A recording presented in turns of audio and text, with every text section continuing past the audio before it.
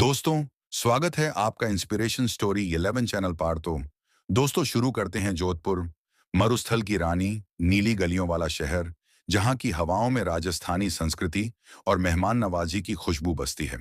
यहाँ का bus stand हमेशा चहल पहल से भरा रहता है। कभी गांव से लोग आते जाते, कभी पर्यटक अपनी यात्रा पर निकलते। बसों के हॉर्न, चाय की केतलियों की सीटी, पकोड़ों की महक और यात्रियों की भीड़ भाड़, सब मिलकर मानो एक अलग ही संसार बना देते हैं। इसी भीड़ में एक इंसान भी था, जिसे लोग अक्सर नजरअंदाज कर दिया करते थे। उसका नाम कोई नहीं जानता था। सब उसे सिर्फ भिखारी कहकर पुकारते। सुबह से शाम तक वह बस स्टैंड के किसी कोने में बैठा, हाथ फैलाकर यात्रियों से कुछ न कुछ मांगता रहता। कोई उसे 2 रुपए दे देता, कोई बची खुची रोटी, और कई लोग तो बिना देखे ही आगे बढ़ जाते। उसकी जिंदगी का यही सिलसिला बन चुका था। रात को बस स्टैंड की बेंच पर सो जाना, दिन भर लोगों से भीख मांगना और पेट भरने लायक कुछ जुटाना। एक दिन की मुलाकात एक शाम का वक्त था। बस स्टैंड पर हमेशा की तरह भीड़ उमड़ रही थी। उसी समय वहां एक सजे धजे व्यक्ति पहुंचे। साफ सुथरा सफारी सूट पहना हुआ, हाथ में चमकदार बैग। वह भिखारी के पास से गुजरे और रुक गए। उन्होंने उसकी आंखों में देखा और कहा, भाई, जीवन में सिर्फ मांगने से कुछ नहीं मिलता, पाने के लिए देना भी पड़ता है। भिखारी चौंक गया। उसने सोचा, ये कैसी बात कह रहे हैं? मेरे पास देने के लिए है ही क्या? उसने धीरे से पूछा, साहब, मैं तो खुद दूसरों के रहम पर जीता हूं। मेरे पास ऐसा क्या है जो मैं दे सकता हूं? वह व्यक्ति मुस्कुराया और बोला, हर इंसान के पास देने के लिए कुछ ना कुछ होता है। तुम्हें बस सोच बदलनी होगी।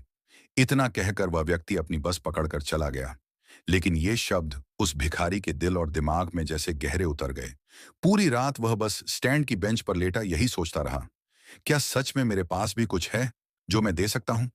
सोच का परिवर्तन सुबह जब सूरज निकला, तो उसके साथ एक नई सोच भी जन्मी।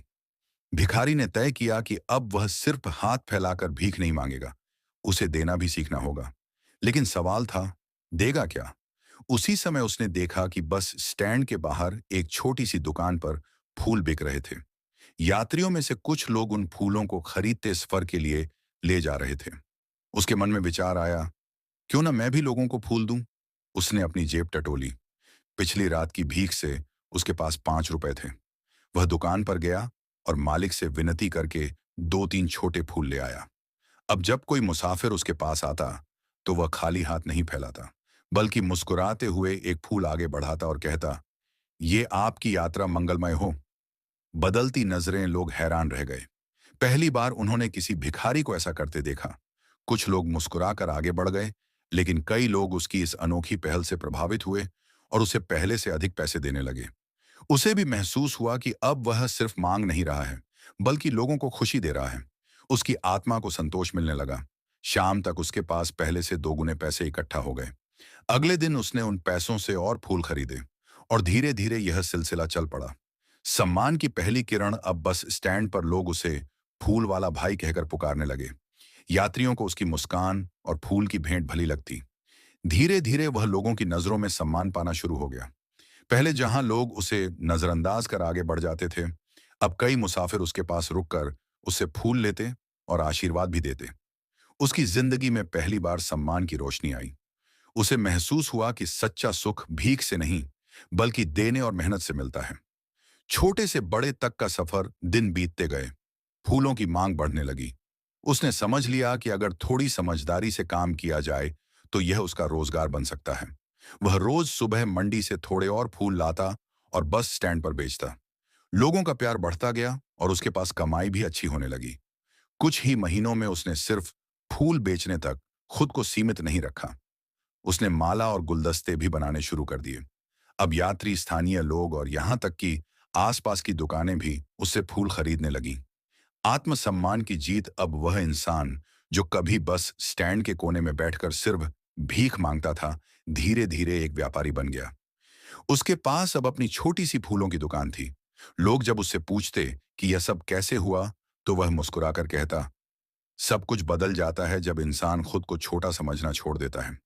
वह उस अनजाने व्यक्ति का आभारी था, जिसने एक वाक्य कहकर उसकी जिंदगी की दिशा बदल दी थी।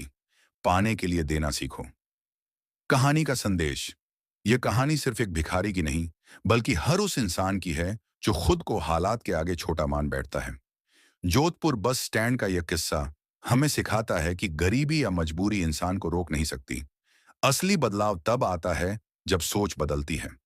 भिखारी से फूल व्यापारी बनने की यात्रा हमें बताती है कि आत्मसम्मान और सकारात्मक दृष्टिकोण से इंसान नामुमकिन को भी मुमकिन कर सकता है। निष्कर्ष, आज भी जोधपुर बस स्टैंड से गुजरने वाले लोग फूल वाले भाई की दुकान देखते हैं। उसकी मुस्कान यात्रियों का मन प्रसन्न कर देती है और उसकी कहानी हर किसी को याद दिलाती है कि जीवन में सिर्फ मांगना ही सब कुछ नहीं है। देने का साहस और खुद की कीमत पहचानने से ही असली सफलता मिलती है।